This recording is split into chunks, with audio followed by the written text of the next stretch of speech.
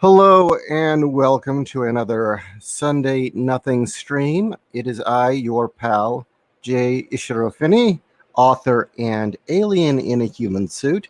And if you'll go stick your face on camera just for a second, you can Kat, my lovely co-host. She may or may not appear on the show aside from in form only. She is currently in the finishing stages of her great project there, a display for her Vampire Hunter D figure. Hopefully next she'll do one for a figurine I have of Major Kusanagi. But in the meantime, while she works, I'm going to talk to you about night terrors. True to life, real night terrors, ones that I experience. Now, we're going to give listeners a little time to show up and listen to, we know how awful YouTube is at informing people when we go live. So, well, hopefully you guys can go tell everyone, hey, we're live. But in the meantime, we do have some other things to address. Now, Bromando Dread here says, just graduated high school, watched Gamer with Gerard Butler. Also, hi, Peppermint Patty and Marcy. I mean, Kat and Ishi. Do you want to adjust the camera upward a bit so they can see you laugh? Which one of us is the dom and which one of us is the sub? Okay. So are you implying that my lovely copper-headed wife here has a strong resemblance to a certain character? Is that what you're saying? Is that what you're implying? Or should I be offended that you're implying that I look like a what is it, a 7-year-old girl with glasses and mousy brown hair? But the reason I bring you up, Bromando, is that I owe you an apology. Yes, I do. I owe Bromando an apology. He wasn't bullshitting me. You know, I had a hard time believing that Orthodox Jews would really start an entire organization called Aura. That's Cat's laughing for some reason. I didn't know the name before. And would create a character named Five-ish as their mascot. Not only that, this is an organization aimed specifically at kids. And Five-ish here is, I guess, kind of like their mascot and their big bird. And I'm shit you not, a big stack of $5 bills is their mascot. Now, the point of Aura is to go out into the world and find all the basically get kids who are growing up in families that are reformed, either reformed Jews or, basically ethnic Jews who don't give a flying fuck about the religion. And the idea is to recruit the kids in and reindoctrinate them into orthodoxy. So in that sense, it is a bit like Bible Man. To get kids into Christianity, a fundamentalist Christian group got Willie Ames dressed up in a ridiculous costume and had him do silly adventures. Well, to get Jewish kids into Jewish orthodoxy, some fine people in New Jersey decided the map to get kids orthodoxy was a big stack of money. I can't make this up. I really thought it was a joke. If I had been talking about this if I had made this all up, I'd be accused of racist and supporting bigoted stereotypes about greed and avarice. But there he is. And, you'd think, okay, well, all right, so that's their mascot. What they do is they have like the summer camp, and they have a thing where, if you go to the summer camp and take part in their stuff, one kid gets to win $1 million. And it's like, that's it. No. See, this big stack of dollar bills here, or $5 bills for some reason, he has a weekly TV show that is essentially kind of akin to, I guess, Sesame Street and Barney. I think it'd be more apt to compare it to Barney the Purple Dinosaur, where it's him and a group of kids have adventures, and he explains to them the various holidays and Jewish values. And this is all coming out of the mouth of a great big pile of money. And I don't know. We've hit the point now where I guess racist humor and reality are beginning to look the same. I don't know. But just to give you a brief glimpse into the insanity that Bromando has poisoned my mind with, because I doubted him. I apologize. Was it Bromando? No, it was Bromando Dread. I am sorry, dude. Because I legitimately thought you were bullshitting me. But yeah, here we go. Let's see if we can't get a full screen here. And this is the character. I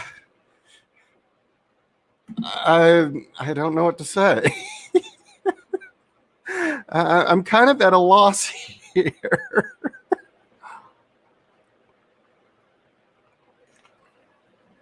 So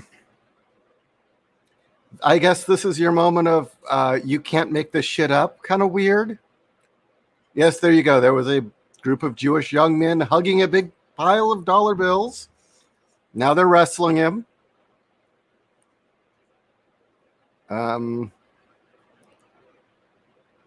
Here he is indoctrinating children into the banking system. What the fuck is this shit? Why does this exist? If you told me this was a racist video created by Stormfront, I would have believed you. But no, this is from a Jewish organization. Oh, here he is arguing. Or is he haggling? I can't tell. All right, enough of that. I think I've scarred all of your minds now. Have you all told everyone I'm online so that they can enjoy my true tales of horror and terror? Let's see. All right, let's get some comments from you guys. Well, they say that your project looks great, Kat. Thank you. Let's see. They're impressed that it's still daylight here. You want to point the camera outside for a second? Yep, that is almost 7:30 in Arizona. Marvelous. Well, stereotypes do exist for a reason.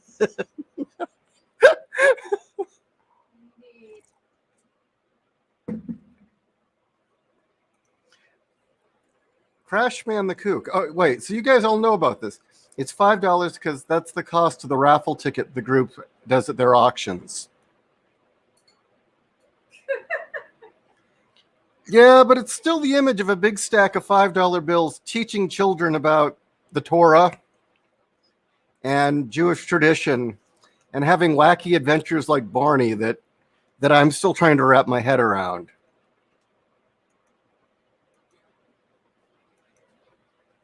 Yeah? Not as bad as this, but that's like having the stack of magazines that would come and dance for us at my Lutheran school to try to get us to sell those magazines was the one who was teaching the religion class. Wait. So, no. Sit down. You've got to fill us in. I've never heard this story. Oh, one year, every year they had us sell magazines at the Lutheran school that I went to. And you, of course, would get incentives if you did it. Like you get toys or little pom pom characters or, other things like that. One year they actually did have some poor son of a bitch dress up like a stack of magazines and dance in front of us for like 20 minutes. He never came back and we were all better for it, but it's like having that Oh, it'd be like if you actually gave that character. Yeah, gave that character had that character stand up in front of us in religion class and teach us the Bible. Well, no, it isn't actually, because that doesn't really tie into a Christian stereotype. There's no real stereotype of Christians hawking magazines. There is a stereotype of Jews chasing money. Like I said, it's not nearly as bad, but it would be like, because he said that $5 was the cost of the raffle tickets. So, like, what would be a good example of a Christian stereotype then? I mean, other than Willie Ames. And that wasn't really a stereotype. That was just hilariously bizarre. What's his name from Growing Pains? Willie Ames. Oh, not Willie Ames. Oh, Growing Pains, like Kirk Cameron. Kirk Cameron. There you go. Hey, what were those two shows that you had mentioned where it was like bizarre fundamentalist Christian mascots? Oh, what the Christian Bakery? Yeah, one was an actual dancing Bible, right? Oh yeah, God, what was his name? I think his name was like Bob the Bible or something weird like that. Bob the Builder. Well, and this poor guy was dressed like a Bible, and he like would frolic in a wonderful world of make believe with children, and it was kind of wrong. And what was the other one? They wound up like having a dance off, actually, this other character, where they did this weird crossover. See, again, neither is really what you would call a horrible Christian stereotype, though. We need one that really matches a Christian stereotype, turning it into a mascot, and then having it essentially turn into like Barney or Big Bird. How about a bicycle for Mormons?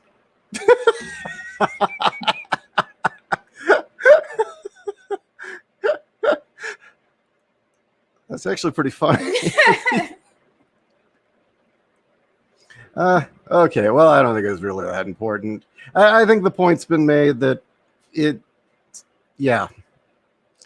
there's definitely a point there. I'm not sure what it is, but there you go. Romando Dread, I was wrong to ever doubt you. That's the point of this story.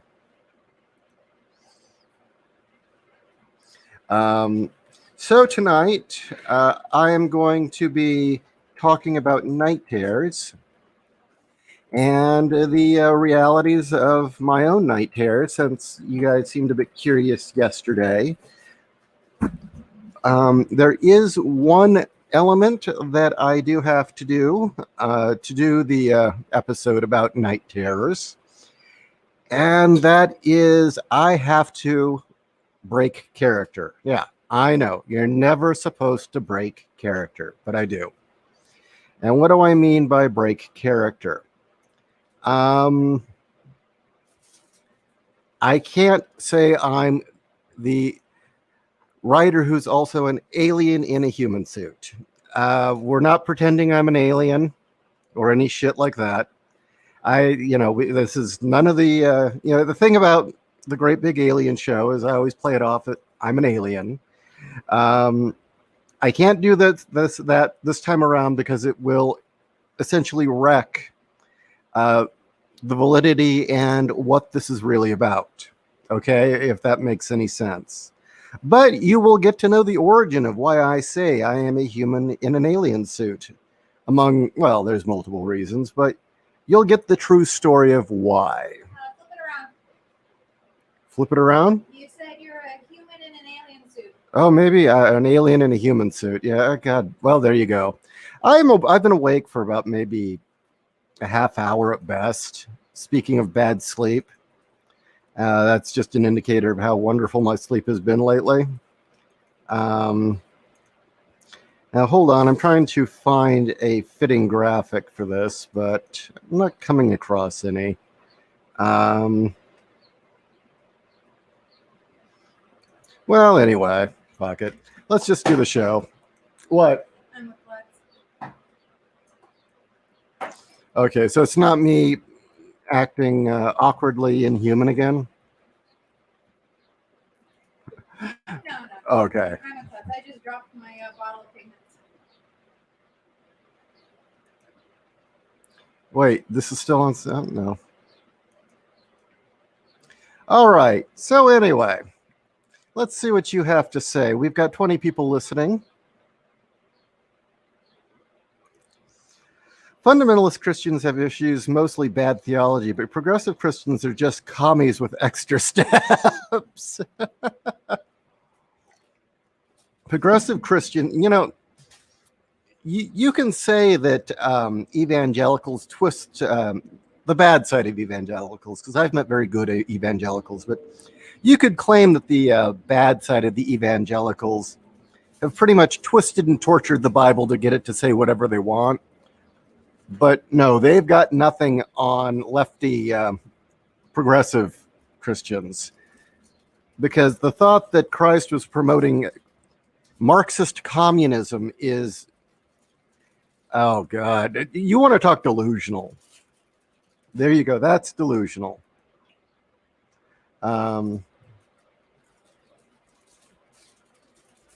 Okay, let's see. Televangelists are not well seen by most. Yeah, most see them as hucksters. Okay, so let's get down to business. Night terrors and what you can do to make them profit for you. No. As I had mentioned the other night, I do suffer chronically from night terrors and nightmares. It's been pretty bad lately. That's why I have not been on air much. I've been kind of, well, I've just kind of been out of commission because, yeah, I'm not sleeping well and I'm having repeated night terrors. Now, I've had night terrors all of my life. That has been an occurrence. I've had nightmares all of my life that have been a bit of a problem, but they did get worse after I was shot. And that was kind of a thing where it just escalated over time, getting worse and worse and worse. Short version of the story, 2 weeks after I graduated high school, someone tried to murder me. I was on my way to Denny's one afternoon with my sister and a friend who were looking to get his free birthday meal at Denny's. We were enjoying our summer, knowing that the future was wide open ahead of us, and some guy who was having a very bad life decided he wanted to hurt somebody and chased our vehicle down, ran us off the road, and just started shooting. And one shot landed and it got me, and I nearly died, and it left a mark. Literally and figuratively. I mean, when it initially happened, I walked away from it just fine. I mean, mentally I was intact. I figured, okay, I'm alive, I'm happy, I made it good. And what teenager doesn't want to think, oh shit, I can handle getting shot and just walk away from it fine. I'm not damaged. I'm a bad motherfucker. But I get into my 20s and slowly I start to lose my mind. Now, the night terrors, first it started just with really, really gory nightmares. Very, very gory nightmares. And Then, as time went on, they started to take on shapes and symbols. And I've written an article that needs to be published at some point about how the image of the gray alien became lodged in our minds. But with the thing with the gray alien is that throughout our history, as humans, as throughout human history, there has always been night terrors. We've always had night terrors, and the thing tormenting the person in the night terror is not universal. It's based on culture, actually. In India, it was a very beautiful woman.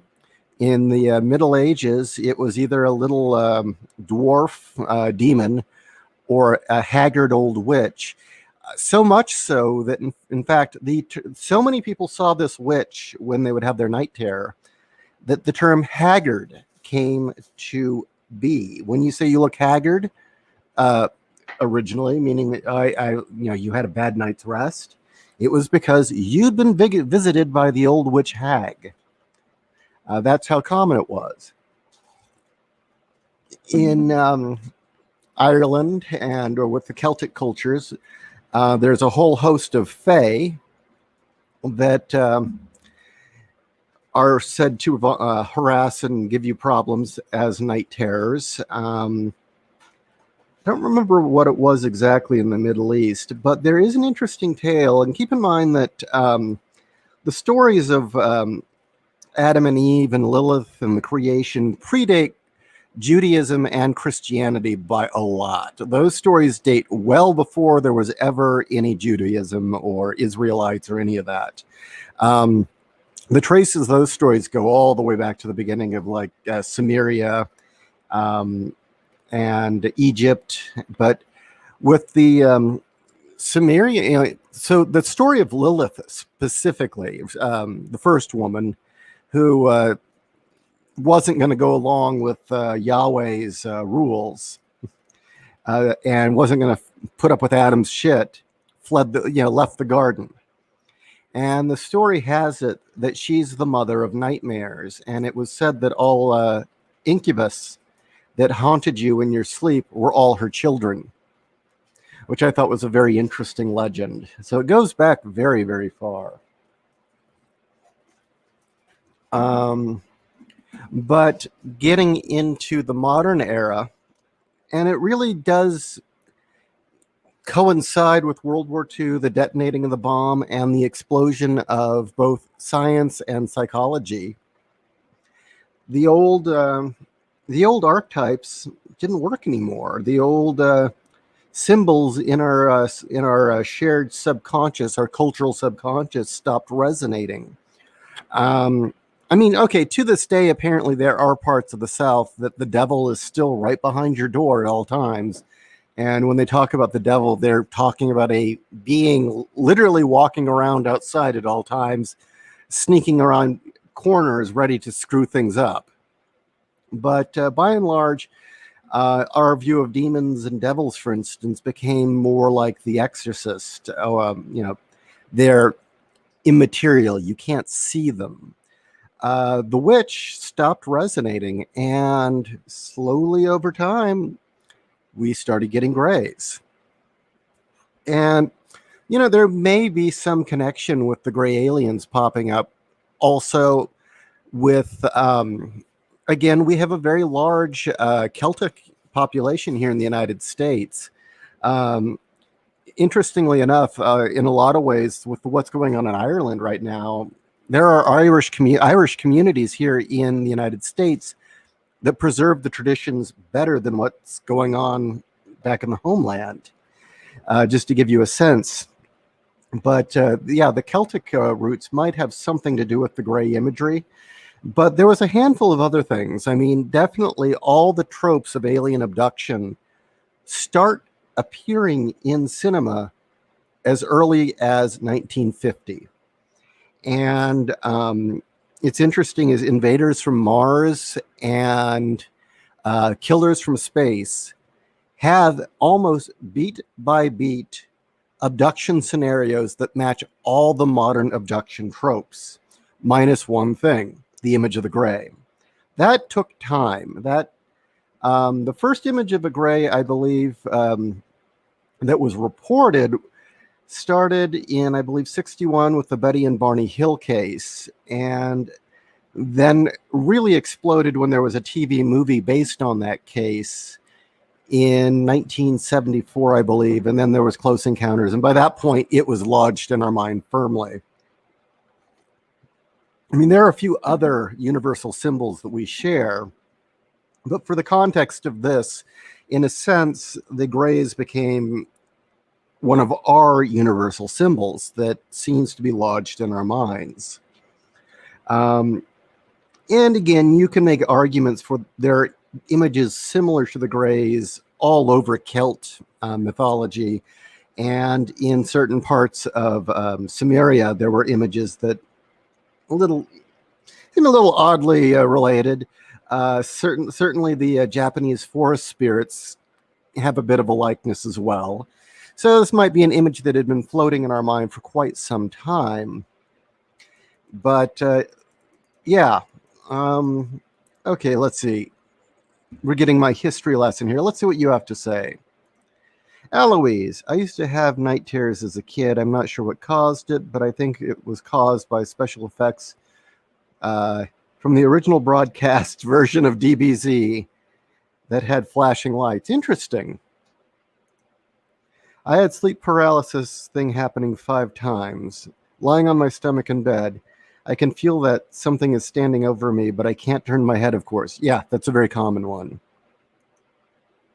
A discussion about personal demons and history lesson. This is going to be a good stream. Oh, good. I have very literal nightmares. I accidentally fall asleep without brushing my teeth and have dreams that... Oh, we've got to talk a bit more. I have similar nightmares, Casca. Not night terrors, but nightmares about dreams with teeth. And that's because at an early age, my mother was so hell-bent on me not eating sweets and not eating sugar that she had filled my toddler mind, and I do mean prior to age 5, had ingrained in my mind that if I ate candy or sugar, my teeth would rot and that the dentist would pry my mouth open and shove, yes, she showed me a power drill, shove that in my mouth and drill on my teeth, and then, yes, showing me pliers, would use the pliers to yank them out. And it got to the point where PSAs on television about dental hygiene would cause me, as at age 5, to run screaming from the room in terror. Just, it was so frightening. So yeah, I still have teeth nightmares. I still fall asleep with contacts, and I'll have dreams pulling black scorched contacts out of my eyes. I went on to your Reddit and did read some of your posts about your nightmares and night terrors. The story Casca shares is that her night terrors often involved a wizened old man either peering through a window or through a door, at a closet, or under a bed, and that she had to remain perfectly still or else he would do something. And that actually is a shared image as well. That was not as common, but yeah, this wizened old man with big creepy eyes was another image that people often shared.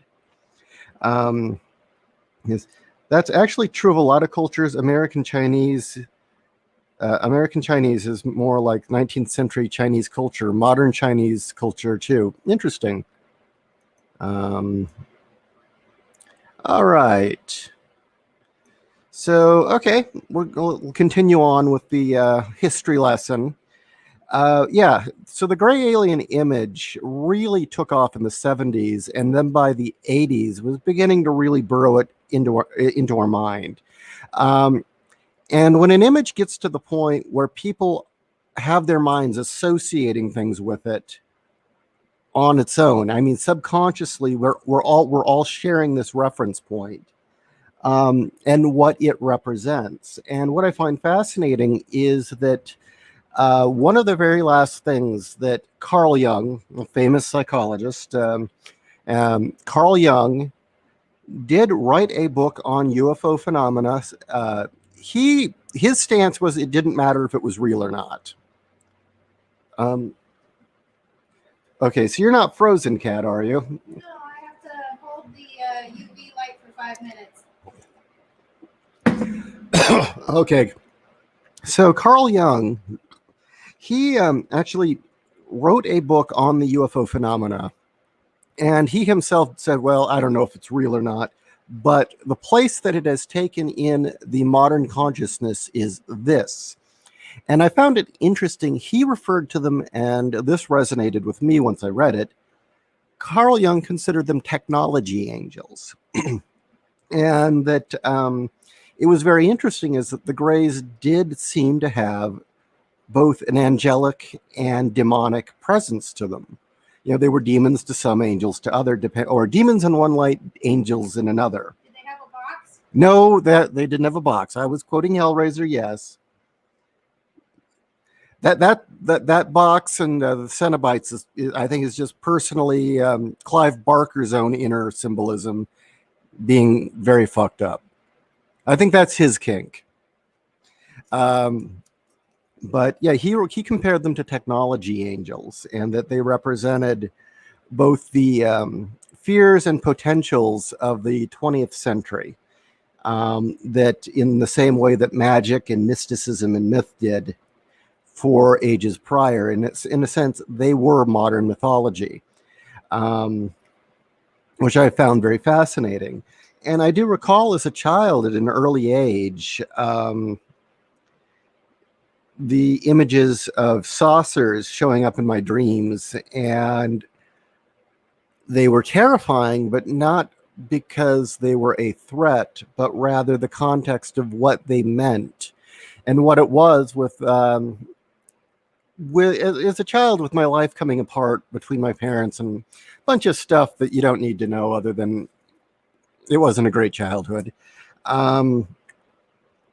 My grasp on stability and what was real and what wasn't, because, you know, parents constantly lying to me. Definitely the need to have a very stable grasp on what is and what isn't was very important. And so whenever I'd have these dreams of seeing a saucer, they were terrifying for the sheer reason that this was an X factor outside of the realm of known existence that now I had to process and make sense of into my life in full context. I did have an early dream about big-headed aliens conking me on the head and taking me once, but that was a one-off. But anyway, fast forward to the 1990s, I'm starting to have recurring night terrors and nightmares. I'm obviously dealing with post-traumatic shock, and at some point, these guys start showing up in my night terrors and in my dreams.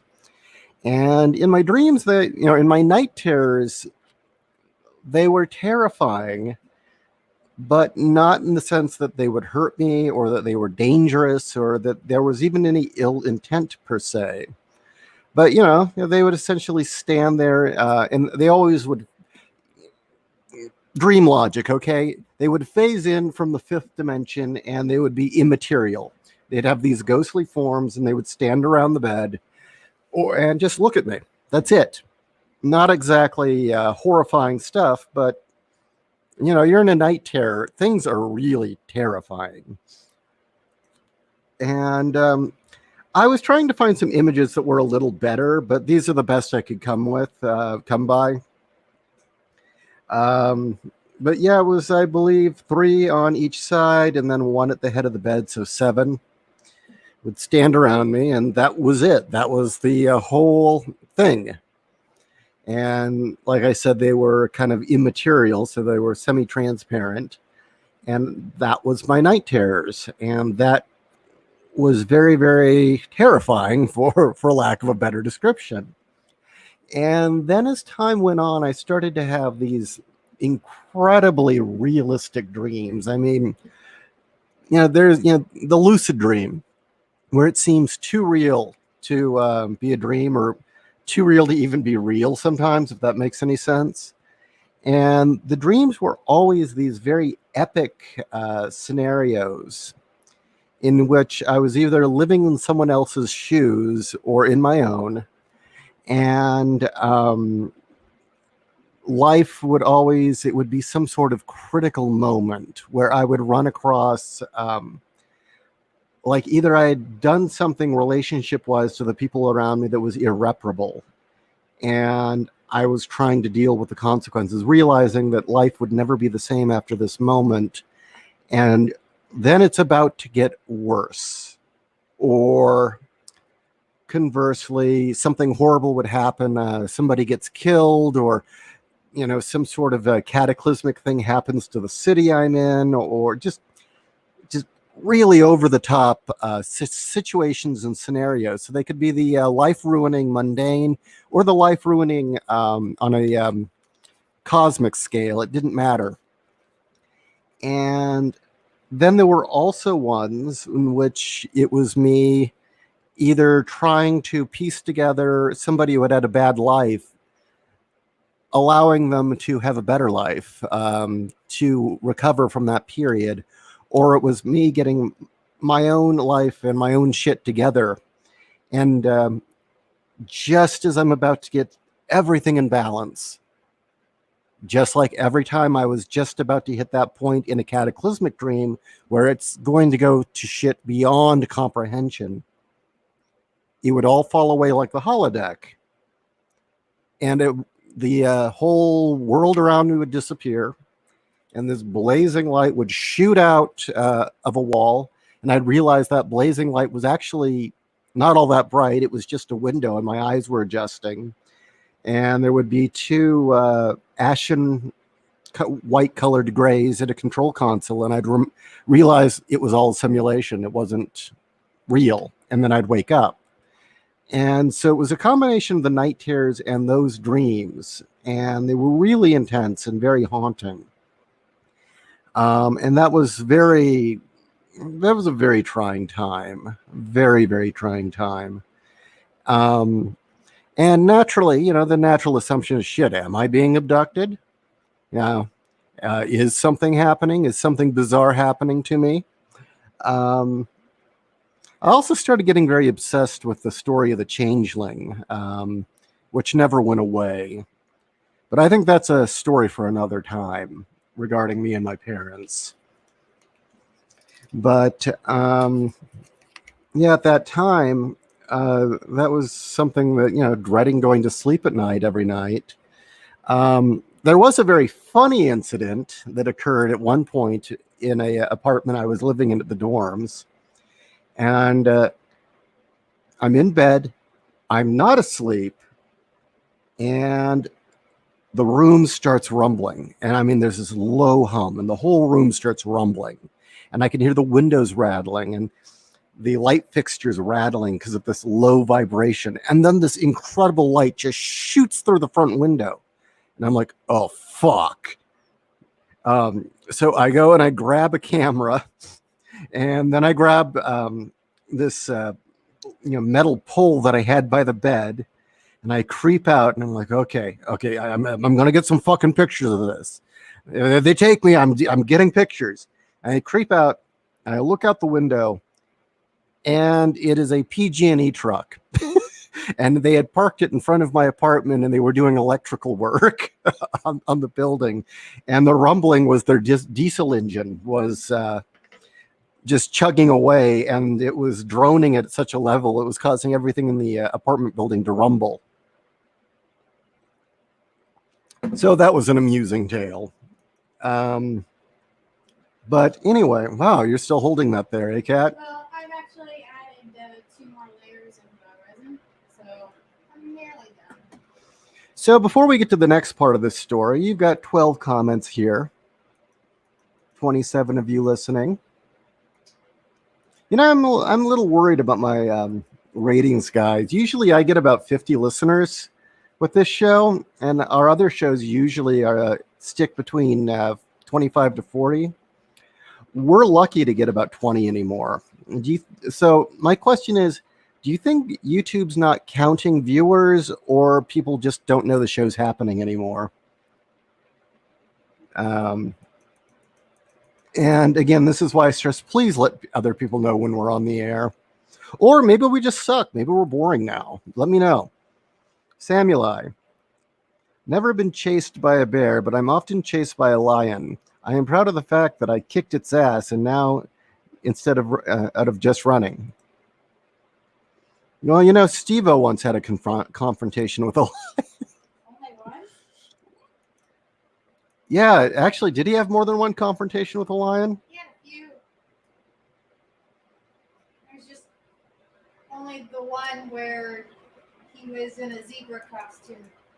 Yeah. Okay, I'm gonna let this sit and bake for a while. Okay. Casca says that is a lot of neurons firing for a dream. Sorry. You're gonna have to give that context. I'm sorry. Sounds like a scene with Tetsuo. I once kept having a nightmare. This is Casca again. Once kept having a nightmare for weeks that caused me to make the decision that kept me from being crippled. Another girl that took my place because it got crippled though. Whoa, that's creepy. Okay, Wolf says I'll never be boring. That's good.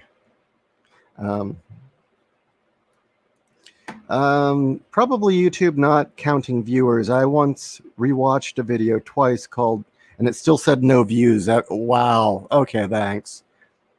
Well, I guess you're right, Kat. People are watching. They're just not counting it.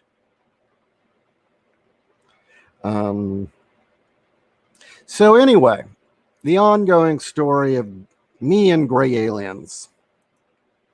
Yeah, I'm going to use this one because this is the most accurate to what I see. Or this is kind of like similar too, except that you can see their face. Instead of it be bright white, it's dark. But anyway, so I had the repeated dreams for years, and it was very, very difficult on me. And then something very strange happened. I had a lucid dream. It was not a night terror. It was a dream. Usually night terrors are mapped over top where the reality you're in or the room you're in. And the dream was it was daylight. I was in a van with somebody driving. I don't know who. It was we were driving in the mountains, and there were pine trees on either side of the road. And it was myself, a young woman, and two young men. And the woman had brown hair, very average looking, nothing really special to say about her features. And then while we were there, for some reason, the two young men were heckling her and giving her shit because she had said she was an alien. And one was being sarcastic and just mocking it, and the other was being angry and aggressive, demanding answers. And at some point, I finally told the two of them to shut up. That essentially, I said, "Look, she can't give you answers. She's dealing. We're talking about an intelligence that is far beyond our own. We don't have context to even understand half of what she would say."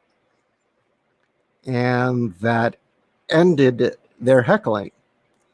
Now, in retrospect, if you were to take it down to Jungian symbology, I guess those would be aspects of myself, one being sarcastically dismissive, the other being aggressive. And then after I shut the two of them up, the girl and I started talking, and I can't remember most of it, but that she had explained to me that she had taken that form so that she could actually communicate and that we'd have common ground. and that in alien form, there would be the lack of facial recognition and the ability to communicate through voice, and that we wouldn't have enough physical points of reference to really communicate well. And I can't really recall much of what we talked about, but that the two things that were so bizarre about it, she said she was a cousin of mine, whatever the hell that was supposed to mean.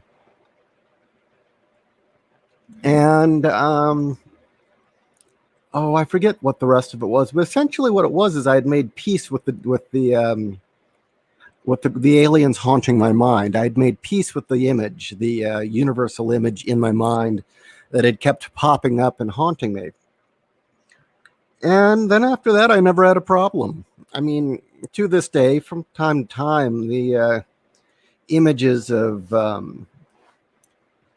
immaterial or translucent gray aliens will pop up in my night terrors, and they're disturbing and unnerving, but they don't horrify me. And I think it was between that and the way that I look at the world, anyways. I've always kind of felt like I was detached from the rest of society. I was watching humanity happen around me and not really part of it. Between that dream and she saying she was my cousin, and that's where the joke alien in a human suit came from. That's where that came from. And for a long time, the night terrors still came and they still bugged me, and they weren't great, but it just wasn't the issue they had been. And then, oh, I don't know, maybe 2014. When were we hanging out with Gretchen?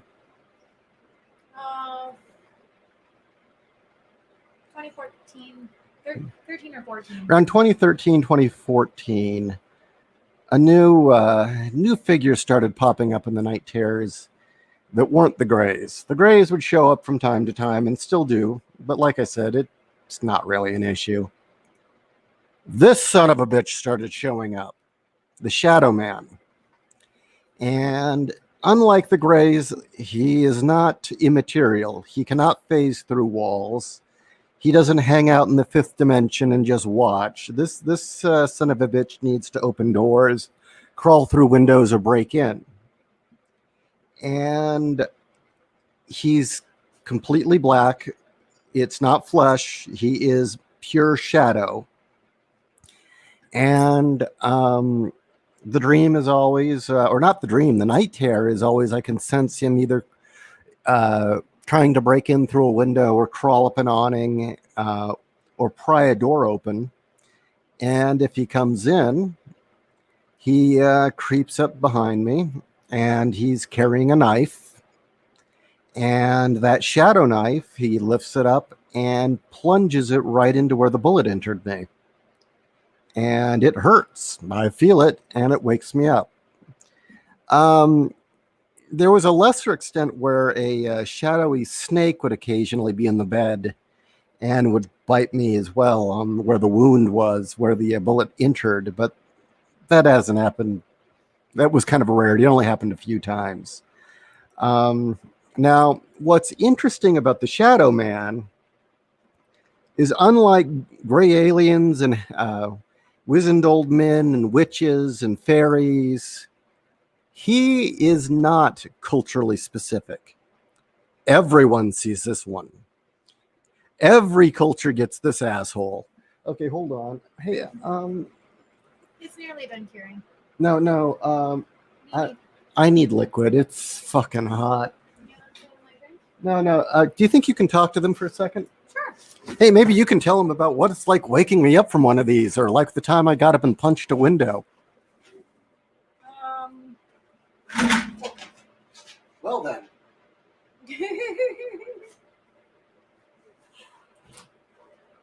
The camera went out. Oh, that's thrilling. You guys are just hearing me giggle.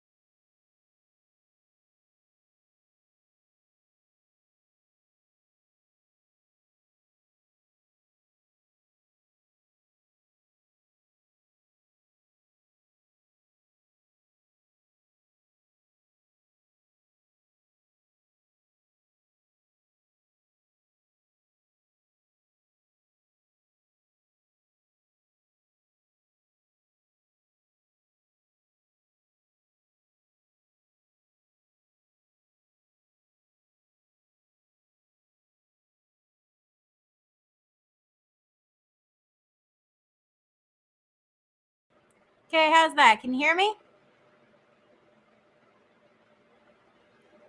Are we good?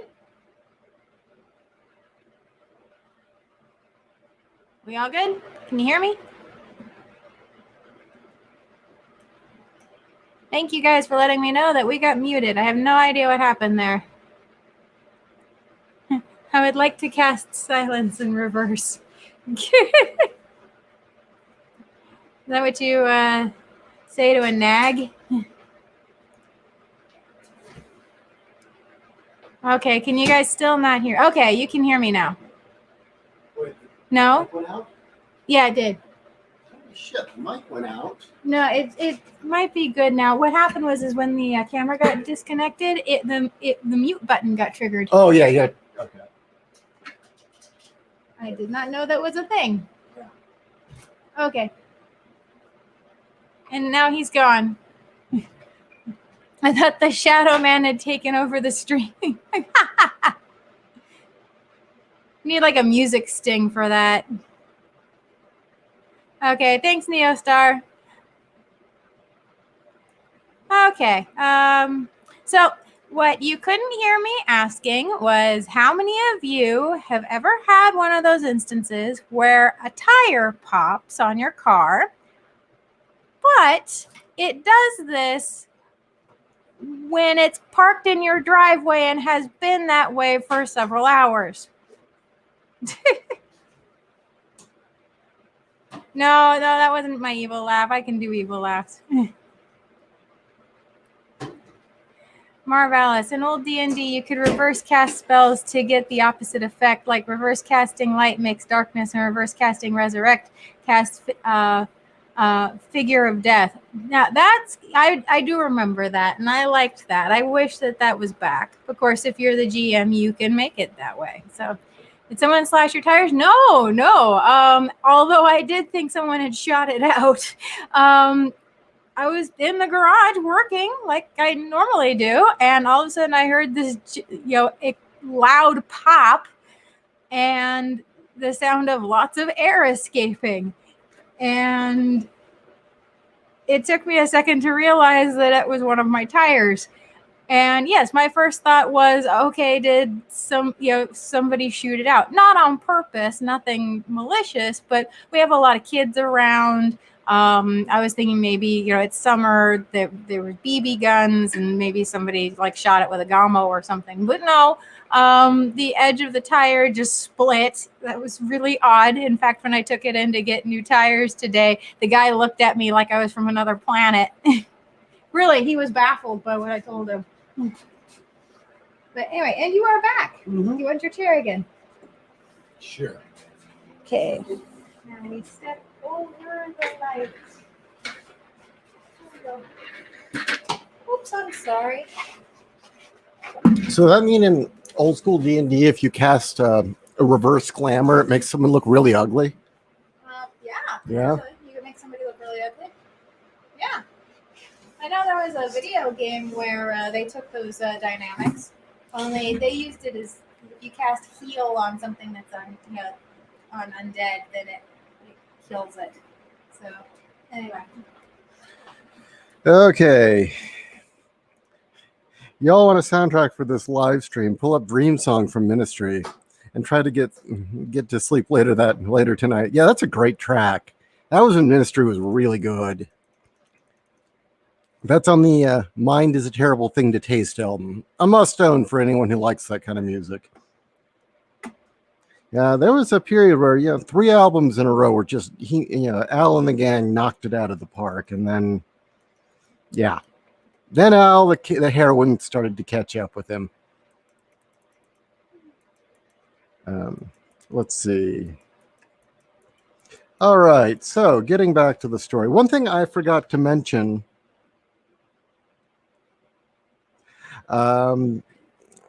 With the dream where I was in the van with the girl who said she was my cousin, and we made peace, and the aliens stopped bugging me in my dreams. The moment in which I guess the term "made peace with the image" was what it was that I had pretty much stated that I understood that they represented things I could not understand, that they were an intelligence with motives far beyond human understanding. And once I acknowledged that and respected it, it went away. It wasn't an issue anymore. And that's what I meant by made peace with the image. And yeah, that was that. But speaking of the Shadow Man, now, and by the way, if any of you have had this, I am curious. The interesting thing about the Shadow Man is that I later found out this is a universal symbol. Everybody in every culture, anybody who's a chronic sufferer of night terrors at some point usually sees this guy. And it's never a good presence. Supposedly, there are some people that see an even worse version who wears a wide-brimmed hat and a coat. And occasionally someone might claim that he has red eyes, but I couldn't vouch for any of that. But this, it was the unknown aspect and the higher knowledge aspect of the Greys that bothered me. This is just terrifying. This image is just utterly terrifying. It's far more brutal, more primal. There is no method to it or a reason to be found other than malice. But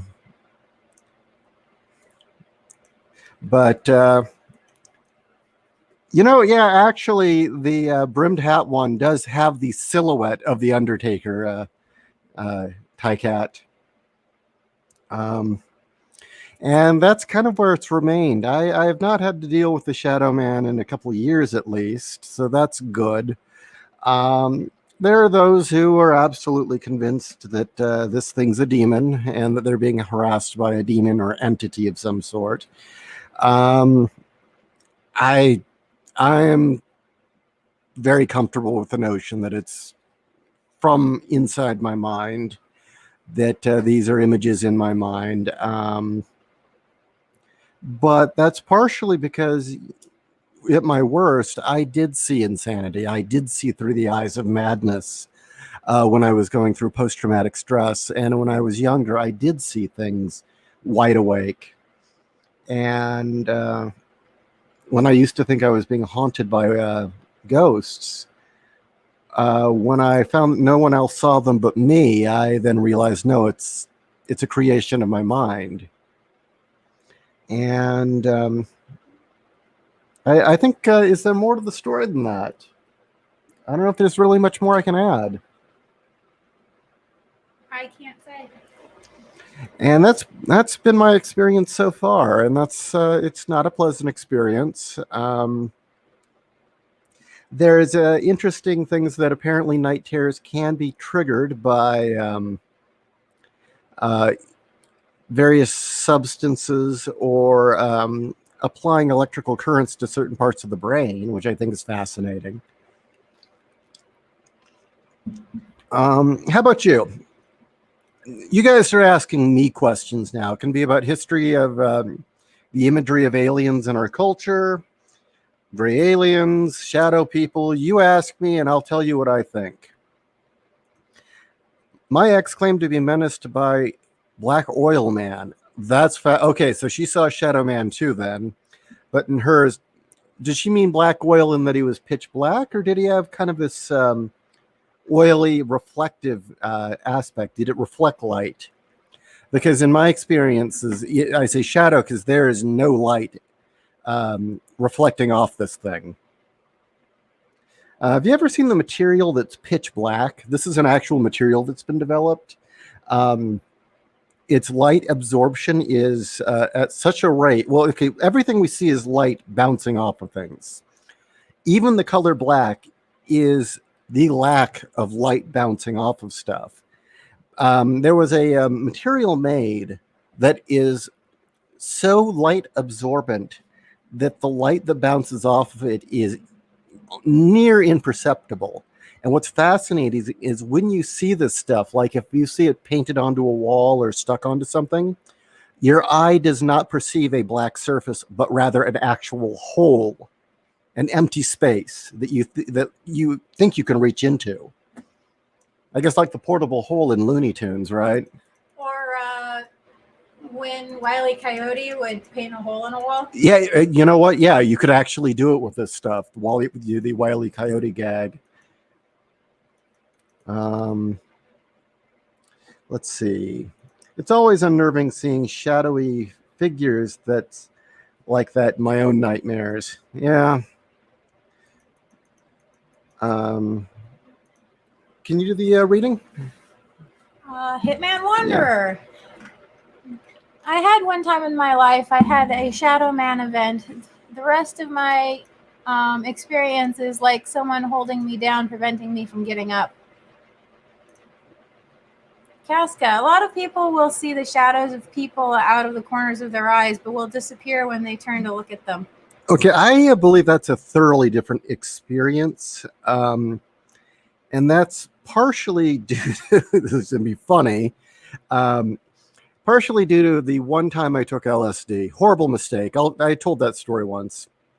But the one thing I found is that I started getting that experience a lot on LSD, was seeing things out of the corner of my eye, shadows, people, different things. And what I realized is it was my brain filling in the gap, that I expected to see something there. So in the corner of my eye, it was there. And then when I turned to look, it was gone. And I've had that in drowsiness too. I have it constantly. Where, well, you start living with rats, you often, when you hear something, you expect to see a rat. Yeah. And I've had that where my eyes will fill in the blanks and put a rat in the corner of my vision until I turn and look, and it's like, oh no, it's just, something fell over. No, a rat didn't do that. Mm. So that's my theory on the shadows we see out of the corners of our eyes.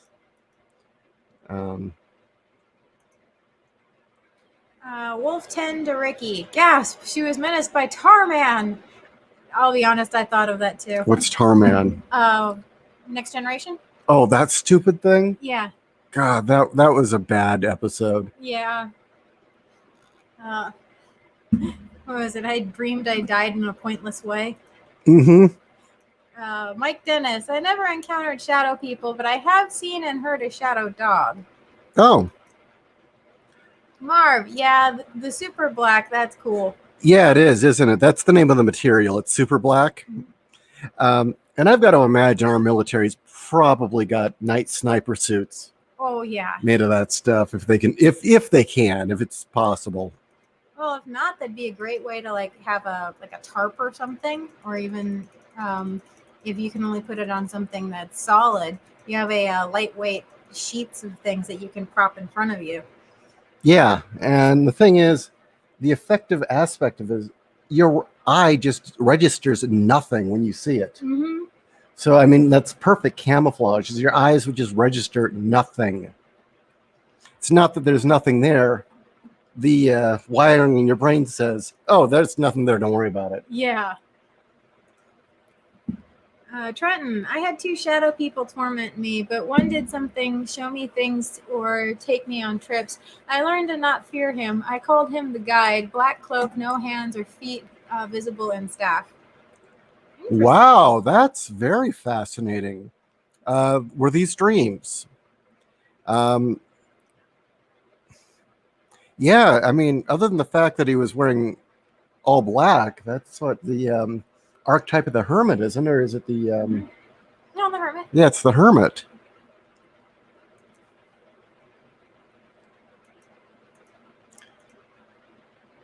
Ricky, I think she meant completely black, like no pigment any human could have.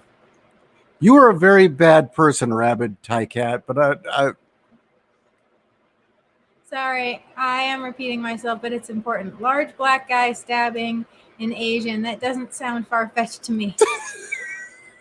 Ouch. You were a very bad person. I'm just saying. I'm not saying it's not funny. Not even saying it isn't clever, but shit, man. Um, let's see.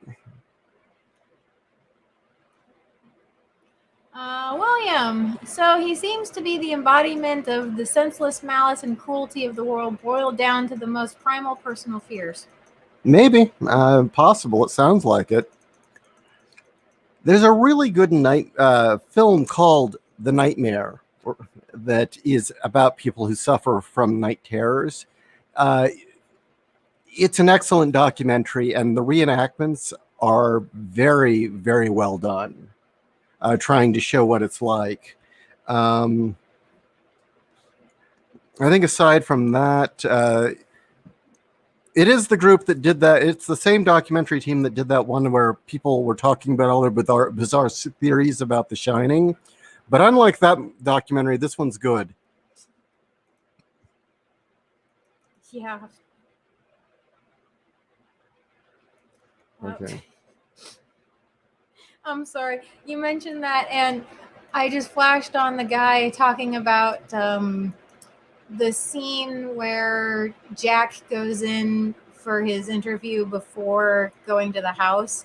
And he's like going through frame by frame of Jack entering the room. And it's like, look, you see here, the stapler is like positioned right at his dick. It's like, what the what? Casca, the only times I had sleep paralysis with home invader hallucinations was when the person causing my stress was in the house with me. Ouch. Well, one that sucks, but on the other hand, there's no question what the symbolism was, is there? Aloys, can you go back to the gray image on screen, please? Wow. Okay. The shadow bother you that much? Sorry. Well, now you have an abduction. Well, no, I don't mean to be insensitive, but I'm so dull to all this stuff; it doesn't really register. Mm-hmm. I forget that a lot of these images bother people. So No. I didn't mean it in a bad way. I Okay. was trying to say, well, now you have an abduction up. So I don't know. I'm trying to be nice. Larry, super late here. We'll have to catch up later, but I want to ask, have you ever died in a nightmare? I have twice. yeah, I died, but then the dream just kept going as if I didn't die. I died, but I was like kind of stuck in limbo. I couldn't interact with anybody.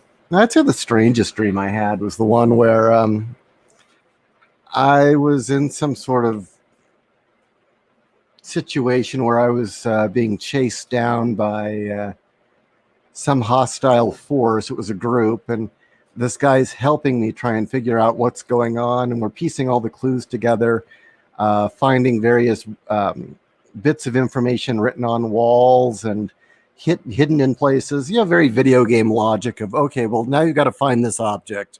Okay, well, now you have to figure this riddle out.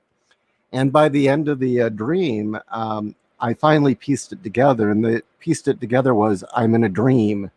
And this guy that had been helping me the whole time, this is what I mean. This is what made it weird.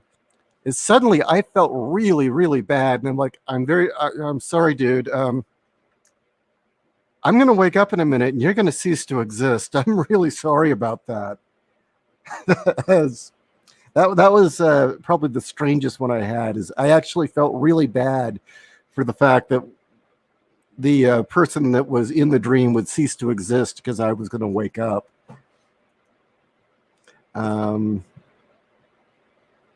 Let's see. Mine sounds like a cartoon, but once was by a zombie. The dream cut in and out with bits and pieces. The second was Bigfoot. The second one was to Bigfoot. It was wow. Yeah, that is some bizarre shit. All right. Well, wow. I'm kind of surprised we're not getting a lot of questions here. I guess there really isn't much to ask. The what? Did Kat just make a gumball reference? I guess not. You got me. That was the comment. I don't think so. Okay. They were convinced there were physical evidence of visitations, like their hair was cut and stolen while they slept. But I wonder if the phenomena are related. Okay, are you talking about night terrors? Now, are these people saying that they were dealing with a shadow man or dealing with grays? Because another thing, I have sleepwalking incidents as well. So there's that. Mm, let's see. Doc gave me a script for Zoloft to deal with post-traumatic stress and depression. Worked for a while, but flashbacks and side effects got to the fuck. Yeah, that's the problem with Zoloft. I am on Xanax now, which is half a Zoloft molecule. No, you're not. Not a Xanax. I'm sorry, a Lexapro. There you go. Not Xanax. Shit. No, Xanax is like a hammer. No, I'm on Lexapro now, which is half a Zoloft molecule. When I was at my worst, Zoloft was quite effective, but yeah, I did hit this point in life in which it was too effective, and I just didn't give a shit about anything. I was just numb. I didn't give a fuck, and that was the time for it to go. I wasn't going to take it anymore. I take Lexapro now. It's mild. It does what it's supposed to do. You know, I realize that a lot of people want the drugs to make them perfectly fine, but that's not the human condition. Um, the best we can hope for is functional and some semblance of normal. I mean, even normal, healthy people aren't feeling great all the time. They have challenges and struggles and things to work through. So, yeah, I don't expect the drugs to do everything or to do too much. And let me tell you, Zoloft was doing way too much. Did not care for it. The other thing is that Lexapro for me, not Lexapro, Zoloft for me, the first time I took it, the month getting onto it made it worse. It was hell. But after that, I was fine. That and it did bad things to the back hole. But that first month. Bacon to Marv. The one I have, I kept when Hot Russian X moved out. Looked pretty. Bowl of Chaos, who was a native, found it hilarious. I think I'm missing something. Yeah. Hitman. I had several being chased dreams. One was being chased by a cult in an old country backwoods town, and another one was me being hunted by a chimp in a bellhop uniform wielding a fire axe. That sounds hilarious. I'm not being a jerk or anything. I mean, that's the stuff of comedy right there. I was about to ask, were you watching Dunstan Checks In before that? The murderous bellhop monkey. Of course, chimps are actually pretty terrifying. I don't know why anyone thinks they're cute. I don't. We have a theory about chimps being an evolutionary dead end. Mm-hmm. That they were essentially the, how popcorn, some kernels pop and others don't quite pop. Yep. I think humans were the ones that the kernel popped all the way, and the chimps never got past being 13-year-old psychopaths. Wolf, I remember having a dream about being chased by Shere Khan. Yes, that Shere Khan on a self-driving grocery cart. Okay.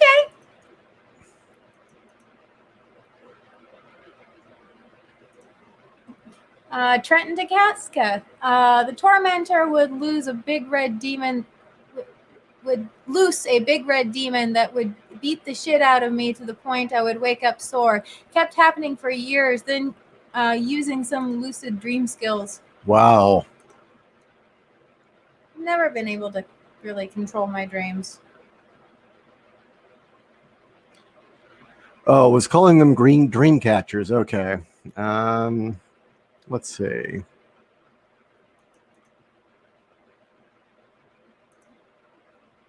Larry, I just want a great ape, bro. Orangutans seem mostly chill. They are. And orangutans are really chill. Yeah, I know that chimps are considered more advanced than a lot of the great apes, but you watch the great apes and I don't know, they seem to have I've watched them actually parent and have father skills, and Well, they've got family camaraderie. yeah, they're not so freaking brutal. No, they're not. They have personalities. Mm. Chimps have personalities. They're all asshole 13-year-olds. Well, yeah, but that only goes so far. Where with a lot of the apes, you can go, okay, that's this one, that's this one, that's this one, just by watching their mannerisms. Yeah, also great apes will give you a warning. They just won't tear your face off. Not immediately, no. I mean, yeah, we keep bringing Steve-O up for some reason.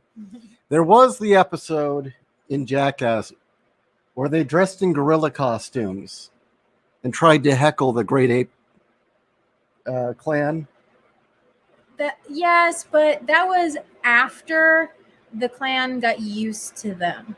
They showed the footage of them getting up there to begin with, and Steve-O looked like, he's like, I'm gonna die. I am totally gonna get torn apart by this ape. And the hilarious part was when they put on the monkey outfits and started acting like shitheads. Yeah.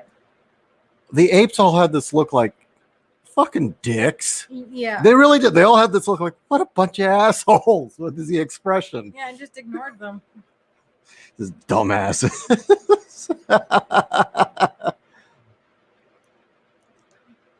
Oh, excuse me. Give me a second. Marv, just last night I was trapped in a trash processing factory and survived falling dozens of stories, falling in multiple meat grinders and incinerators. Yeah, I've been through that kind of stuff. That's pretty rotten. No, seriously, I've been through that. Yeah. No, I'm sorry. I thought you were making a joke. No, I've been through those sort of dreams. Yeah. Marv, orangutans based as fuck. I feel like in a century or two, orangs will be assimilated into human society because they are one of the few animals that are healthier in every way and capacity. Really? That's fascinating. I didn't know that. That's really interesting. I mean, it's kind of like my theory about, give rats a million years or another few hundred years of us tinkering with them. Mm-hmm. Yeah. But yeah, we've accelerated rat evolution by accident. Maybe we've done the same to our orangutans. Possibly. Just as an aside, you said about assimilating them. There's a lot of evidence coming forward, and it's weird because there's a lot of corners of the sciences that don't like this. But there seems to be increasing evidence that the Neanderthal was not wiped out by humanity. There's that whole school of thought that we were aggressive assholes and we warred with them and killed them all. And there seems to be a very strong faction of boomer scientists, especially, that were very comfortable with the notion that we were horrible savage beasts that killed the poor, peaceful Neanderthal.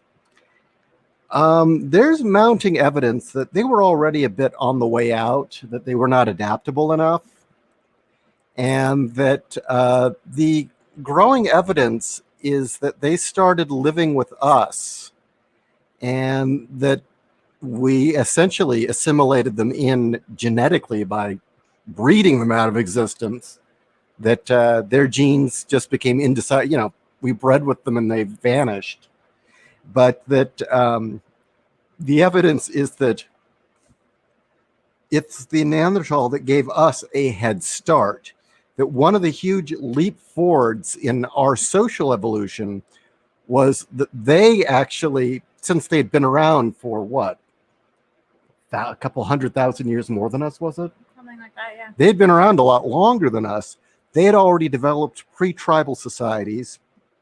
They had developed crude symbols for communication, not a language, but the beginnings of a language, or of writing, I mean. That they had crude technology, basic things, sharpening blades, building, various things. They had all these tools for civilization, and that they gave them to us, and it gave us a head start. So, it'd be weird if in a sense, we're doing that for apes now, or for the orangutans, is teaching them by proxy, just by them hanging out with us. Yeah, here's cigarettes. Try this out. This is what sophisticated people do. What? Gave the elephants the means to create art. Let's see. Larry, Neanderthals bred and warred with humans. Lots of evidence of Neanderthal cannibalism and hunting humans too. Plus, our DNA has a lot of Neanderthal in it. Didn't know about them eating us, but considering it was an ice age, that doesn't really shock me. Long pig bacon. Yeah. But the bit about the DNA is what I was primarily talking about, but also just the fact that we're finding more and more tools and relics, things that would look like idols that the Neanderthal created, and that they were actually left in burial sites. So that's kind of fascinating. That shows they were a lot smarter than we wanted to think, or that some people are comfortable with. But then again, finding out that rats are a hell of a lot smarter than we all thought makes certain groups very uncomfortable. But yeah, I often wonder if our tales of the Nephilim really, that there were giants in those days. It was Neanderthals were what they were. But that's just a maybe. I don't really think I have much more to add. I'd go longer, but just like last time, reading did kind of wear my voice out doing the voices, but okay, good. Dungeon Delver, Cro-Magnon man didn't wipe out the Neanderthals. I did. Those sons of bitches had it coming, and I'll do it again if I have to. Good. How many experience points do you get?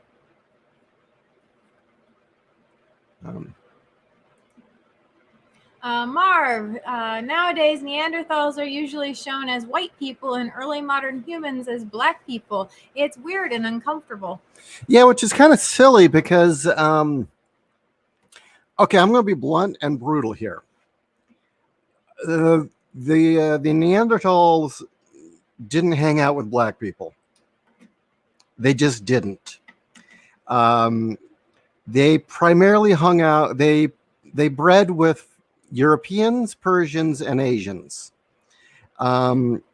There's a lot of debate over why they never went to Africa. The two comments being possibly the Sahara was impassable, but it was an ice age, so maybe not.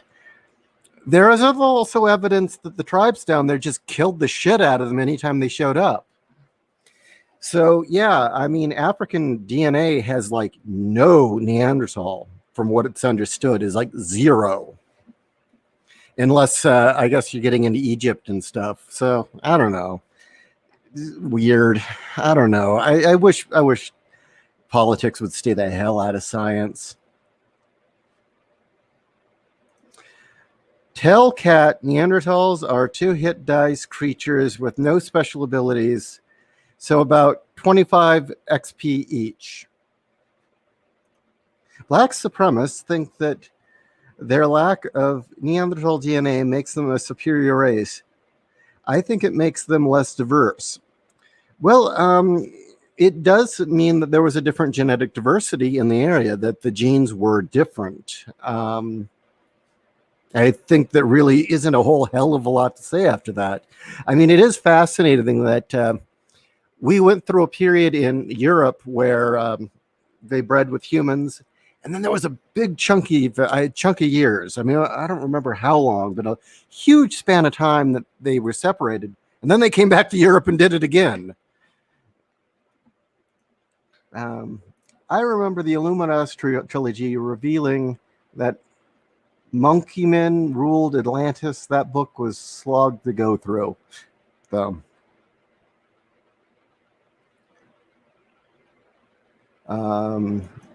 Just checking because YT, but anyone in the chat see my